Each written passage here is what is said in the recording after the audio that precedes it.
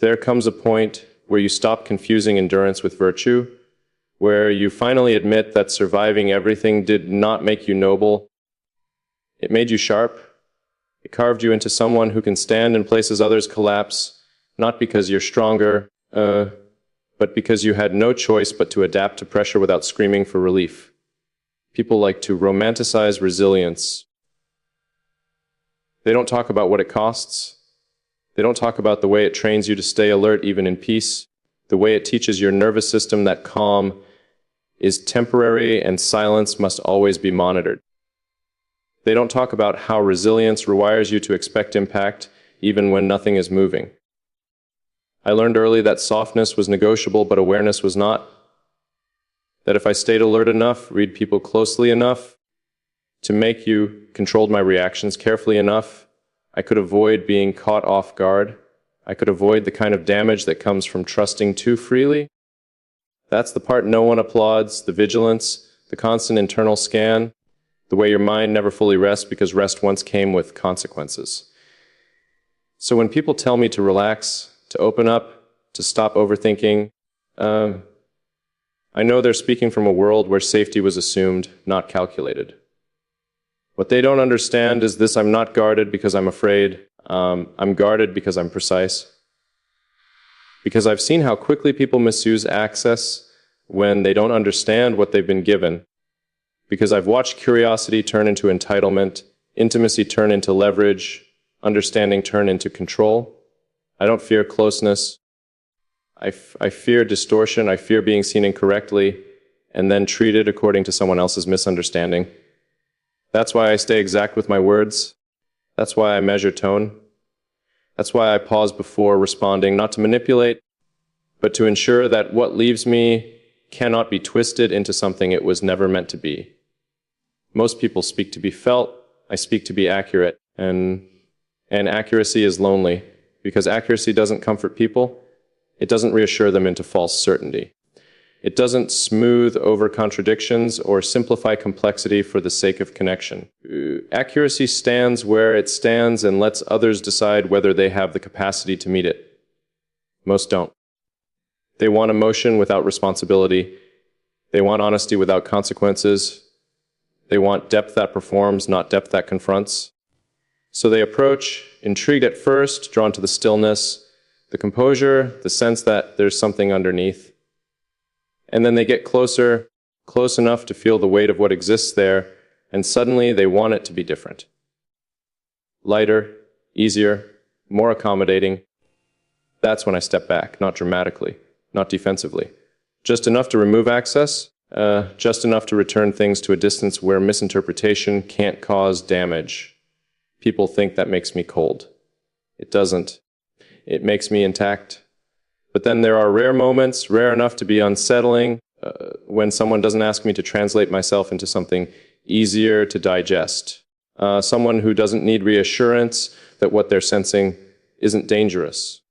Someone who doesn't confuse intensity with volatility or silence with absence. They don't rush. They don't fill gaps. They don't ask for clarity where patience would do more. They observe. And observation, when it's clean, is disruptive. Because being observed without agenda removes the option to perform. It removes the mask of intentional distance. It exposes the fact that beneath all the control, there is simply someone who learned to survive by staying aware longer than others could tolerate.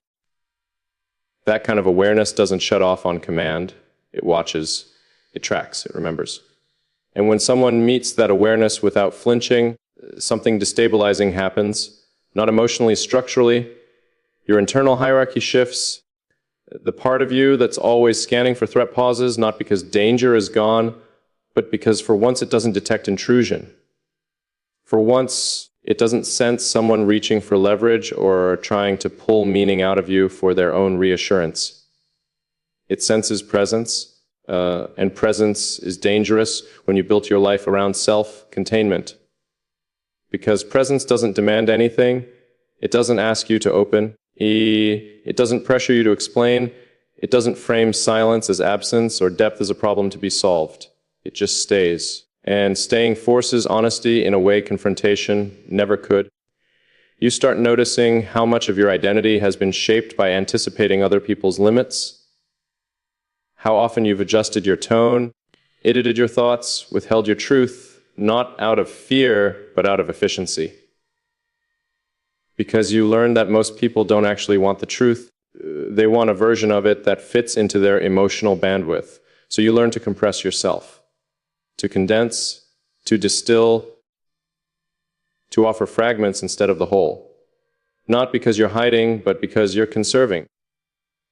And then someone comes along who doesn't require compression, who doesn't look overwhelmed when the silence stretches, who doesn't interpret your restraint as distance, who doesn't rush to soften what was never meant to be gentle. They don't mirror you. They don't imitate your cadence or adopt your tone in an attempt to create false alignment. They remain themselves, steady, grounded, unreactive, and somehow the alignment happens anyway. Not through effort, through resonance. And resonance is unsettling because it bypasses consent. You don't decide to resonate with someone. You notice it after it's already happening, in the way your internal defenses stop posturing, in the way your thoughts don't brace before forming, in the way you no longer feel the need to manage how you're being perceived. You realize too late that you're no longer alone inside your own mind. That's not intimacy in the traditional sense. That's reorientation. It changes how you think, how you pause, how you decide what matters. It introduces a variable into your internal calculus that you didn't authorize but can't ignore.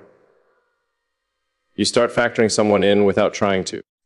And that's when the real danger appears, not because they could hurt you. Anyone can hurt you. But because they could alter you simply by remaining consistent, by staying grounded, by continuing to see you clearly without trying to use that clarity for advantage. People assume power comes from force, from persuasion, from emotional leverage. They're wrong. The deepest power comes from understanding without intention. Because when someone understands you without trying to extract something from that understanding, they remove your ability to defend yourself through misinterpretation. You can't hide behind being too complex or misunderstood. You can't retreat into the safety of being unreadable. You are seen accurately, and accuracy leaves no cover. That's why this kind of connection doesn't feel comforting. It feels exposing. It feels like standing under a light you didn't turn on, aware that nothing is being demanded of you, and realizing that's exactly why you're vulnerable. Because if you pull away now, it won't be because you were pressured. It will be because you chose isolation over recognition. And that choice is harder to justify to yourself than any external threat ever was. You start asking questions you avoided for years. How much of my solitude is preference, and how much of it is habit? How much of my control is protection, and how much is avoidance? How many of my walls were built to keep danger out, and how many were built to ensure no one stayed long enough to matter? Those questions don't come with clean answers. They sit, they weigh, they rearrange things quietly.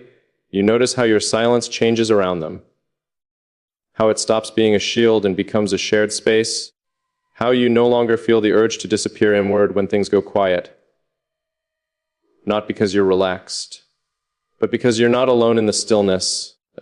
That's when you understand something unsettling. Some people don't enter your life to disrupt it loudly. They don't arrive with intensity or declarations or demands. They arrive with compatibility, with the ability to stand where you stand without asking you to move. And that kind of compatibility doesn't announce itself. It reveals itself in absence, in what doesn't need to be explained, defended, or softened. It reveals itself in the way your mind doesn't brace when they're present,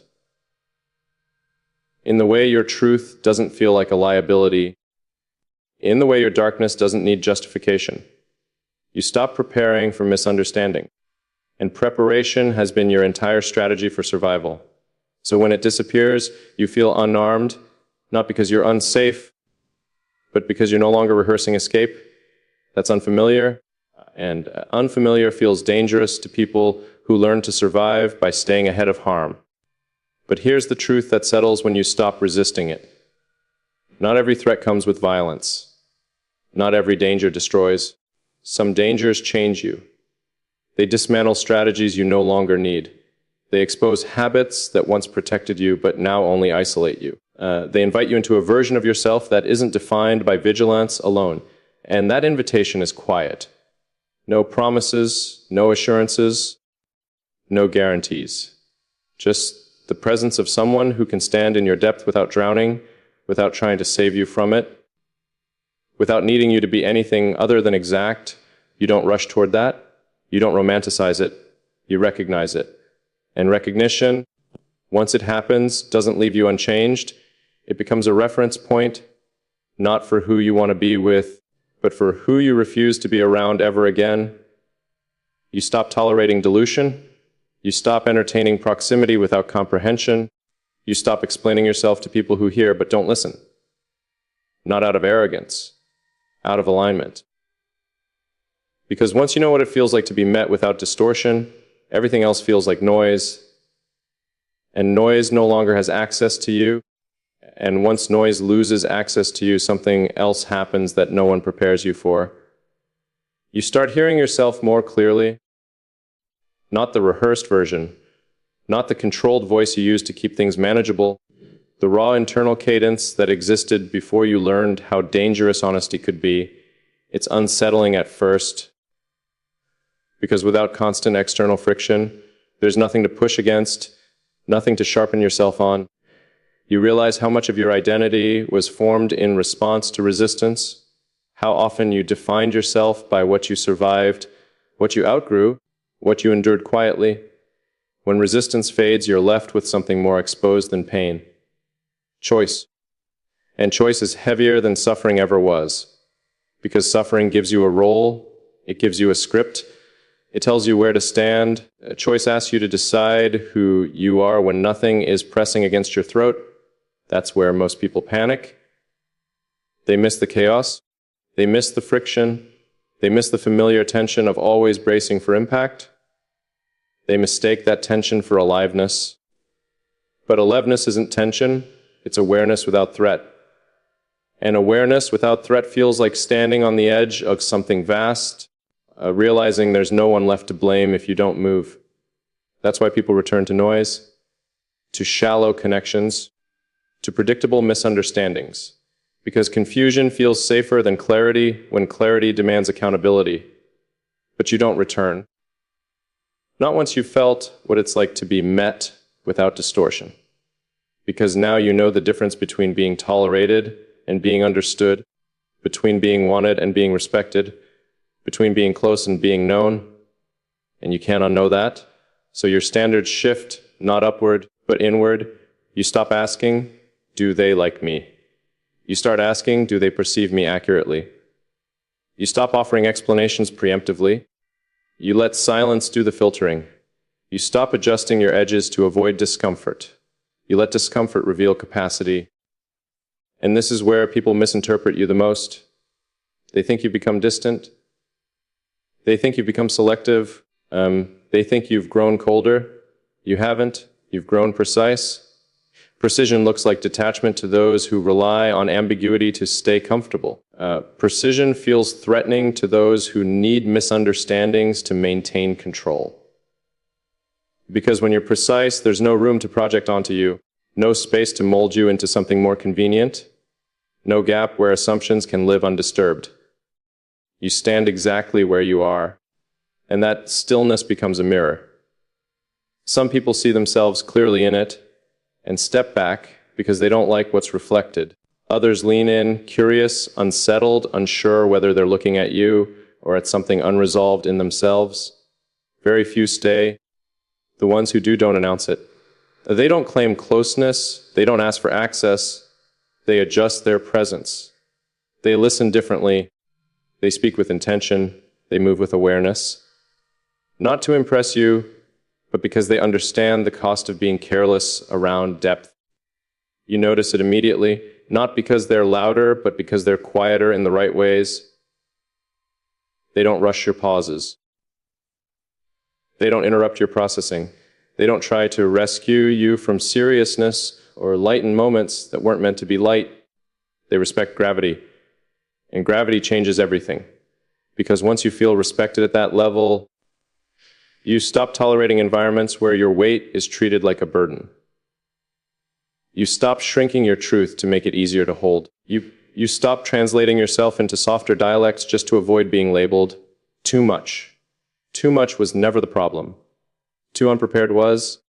And that's a distinction that hardens you, not emotionally, but structurally. You become someone who doesn't chase resonance. You don't try to recreate it. You don't search for it desperately in every interaction. You let it be rare, because rarity preserves accuracy. When something is everywhere, it loses meaning. When something is rare, it retains power. And power, real power, isn't loud. It's the quiet authority of someone who knows what alignment feels like and refuses substitutes. That refusal will cost you. It will cost you casual companionship. It will cost you easy conversations. It will cost you the illusion of belonging everywhere. But what it gives you back is something most people never experience. Integrity without loneliness. Not because you're surrounded by people, but because when connection happens, it happens without distortion. You are met as you are, not edited, not softened, not repurposed. And you meet them the same way. No fantasy, no projection, no need to rescue or be rescued. Just two people standing in their own depth, aware of the weight they carry, choosing not to make it someone else's responsibility, and recognizing that choice in each other. That recognition doesn't feel like romance. It feels like relief. Relief from vigilance, relief from performance, relief from the endless task of managing how you're perceived. And once you've tasted that relief, you can't go back to pretending misunderstanding is acceptable. You stop explaining yourself to people who aren't listening. You stop offering access to people who confuse proximity with entitlement. You stop negotiating your truth for temporary harmony, not because you're rigid, but because you're aligned. Alignment doesn't ask for approval, it stands. And standing, truly standing, changes the geometry of your life.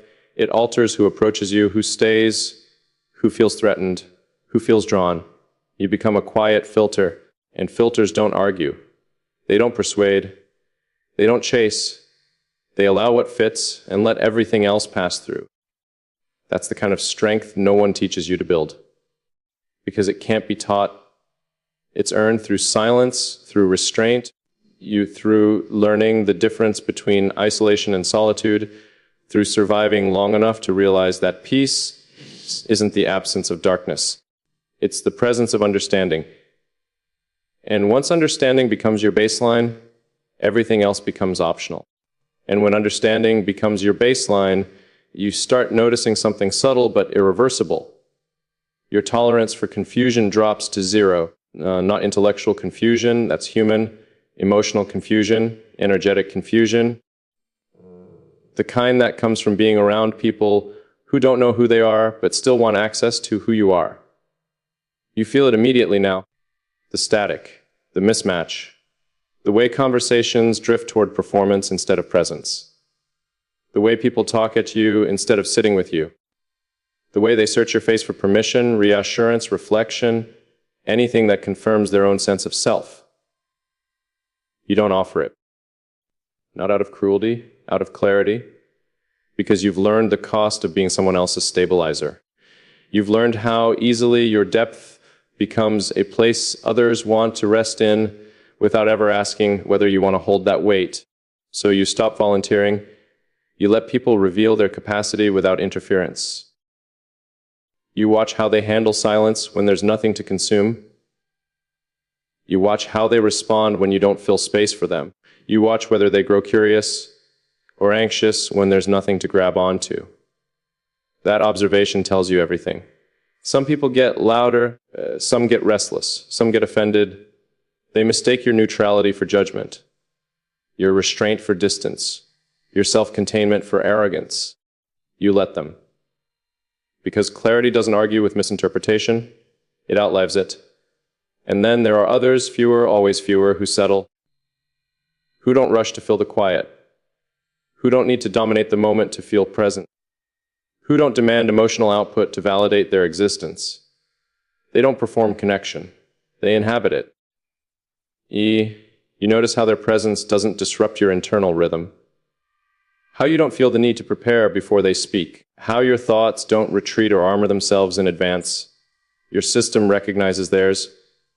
Not emotionally, biologically. Your body responds before your mind does. Your breathing changes. Your shoulders drop. Your awareness widens instead of narrowing. That's how you know this isn't preference. It's compatibility at the level of regulation. And regulation is everything, because most people don't relate from regulation, they relate from hunger, from lack, from unprocessed need. They seek connection as a way to stabilize what they haven't learned to hold on their own. That kind of connection always costs you something. It costs you precision, it costs you truth, it costs you energy you don't get back. So you stop feeding it, you stopped offering yourself as a solution to someone else's unfinished interior. And yes, that made you lonelier for a while, not because no one was around, but because no one fit. That's the phase people rarely survive without betraying themselves, the in-between, the space where your old patterns no longer work, but the new alignment hasn't fully populated your life yet. It's tempting there to compromise, to soften again, to re-enter familiar dynamics just to feel less alone, but you don't. Because you remember what it cost you the last time, you remember how it felt to be misread and then managed accordingly, to be reduced to something people could handle, to be slowly reshaped by expectations you never agreed to. You remember the exhaustion of explaining yourself to people who weren't listening, just waiting for their turn to speak. So you wait, not passively, deliberately, and waiting like that does something to you. It sharpens discernment, it deepens self-trust, it teaches you the difference between absence and emptiness. You realize solitude isn't the problem. Misalignment is. Solitude is quiet but clean. Misalignment is loud and draining. Once you understand that, you stop fearing alone time. You stop using connection as anesthesia. You stop confusing stimulation with meaning. You become harder to impress, not because you're closed, but because you're no longer hungry. And hunger is what most people mistake for desire. Desire without hunger is precise. It knows what it wants and what it won't negotiate. It doesn't chase, it doesn't bargain, it doesn't accept substitutes. It waits for resonance, or it remains still. That stillness unsettles people. They can't tell whether you're uninterested or simply unavailable to what they're offering. They try to provoke reactions. They escalate emotion. They test boundaries disguised as curiosity. You don't react, you observe. And observation, when it's calm, feels like power to those who live in emotional noise. They feel seen in ways they didn't consent to. Not because you're judging, but because you're not distracted. You're not mirroring them back a comforting version of themselves. You're letting them encounter their own energy without interference. Some don't like that. They label you intense, detached, difficult. You let them, because labels are how people regain control when they can't access you. But the ones who can stay, really stay, don't label. They recognize the cost of being exact, the discipline it takes to remain composed without becoming numb, the restraint required to feel deeply without bleeding onto everyone around you. They don't ask you to explain it, they respect it. And respect feels different from admiration. Admiration wants to consume. Respect keeps distance where distance is needed. Respect doesn't rush intimacy. It allows proximity to grow organically without pressure. That's why when it happens, when someone stands close enough to matter without destabilizing your internal balance, it doesn't feel dramatic, it feels right. Quietly, undeniably, without urgency. There's no fantasy, no projection, no need to imagine who they could become. You see who they are. And who they are is enough to remain. That's when you understand something most people never do. Real connection doesn't feel like intensity. It feels like alignment. And alignment doesn't light you on fire. It steadies you. It makes you more yourself, not a louder version, not a softer version, but a cleaner one. Less fragmented, less guarded, less preoccupied with how you're being received. You stop performing depth. You live in it. And from that place, everything else becomes obvious. Who belongs? Who doesn't? What drains you? What sustains you? You no longer argue with those signals. You trust them. Because the deepest shift isn't who enters your life, it's who no longer can. And when your system stops arguing with its own signals, a strange calm takes over, not the kind people notice, but the kind that settles beneath everything. You stop rushing clarity. You stop forcing conclusions. You stop needing resolution where understanding is enough. That's when time itself starts behaving differently around you. Moments stretch, silence deepens, interactions either collapse quickly or unfold with an almost surgical precision.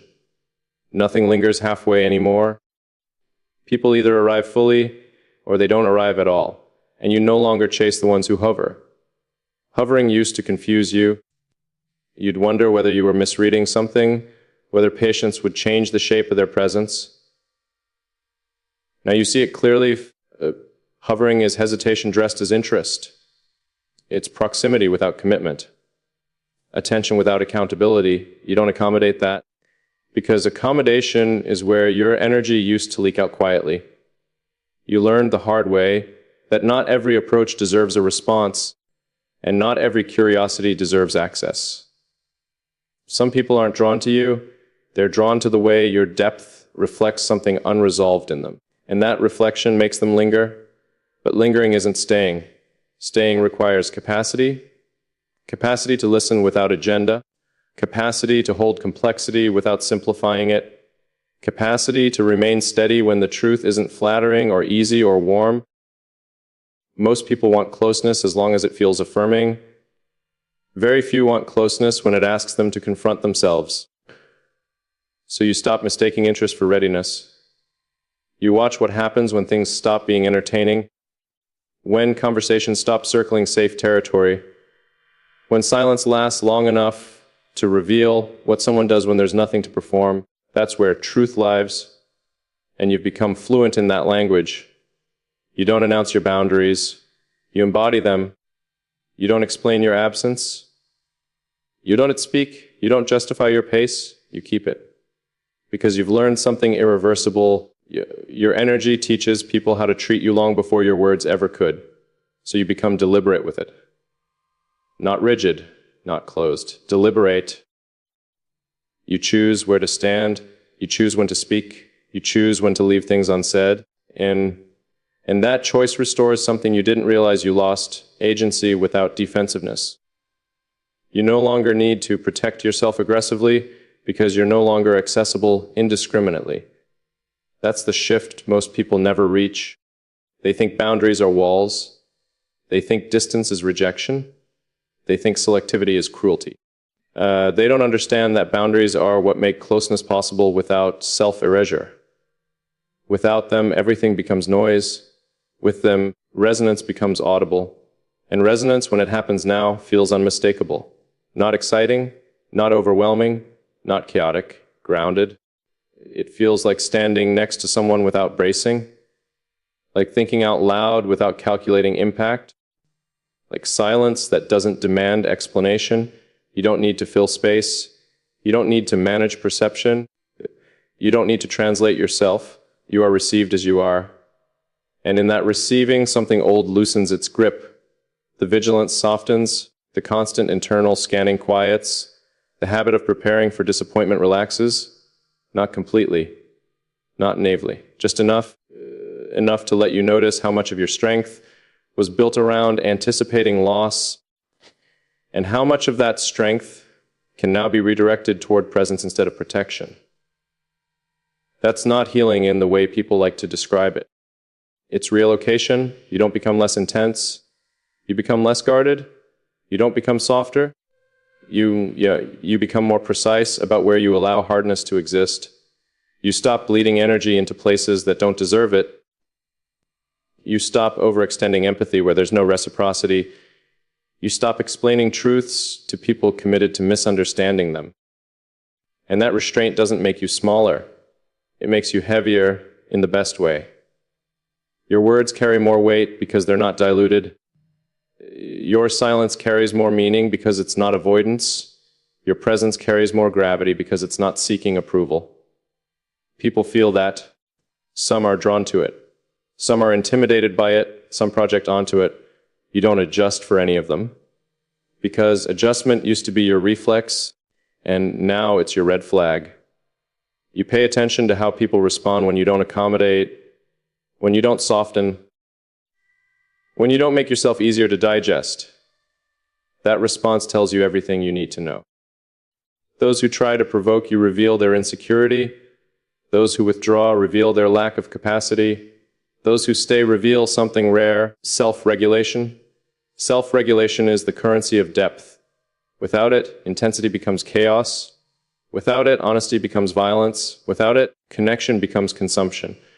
So when you find someone who can regulate themselves in your presence, who doesn't escalate, doesn't withdraw, doesn't demand, you take notice.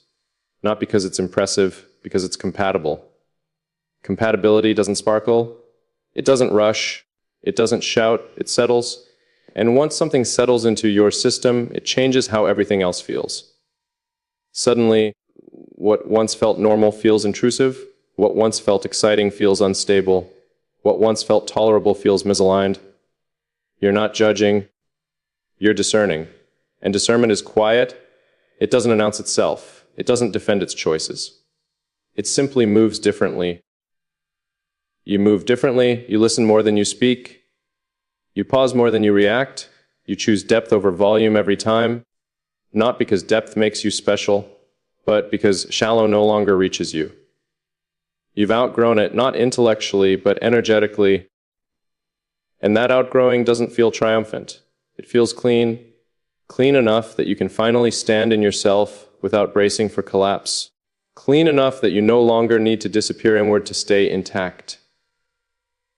Clean enough that when someone does enter your space, now truly enter, you don't lose yourself, you remain.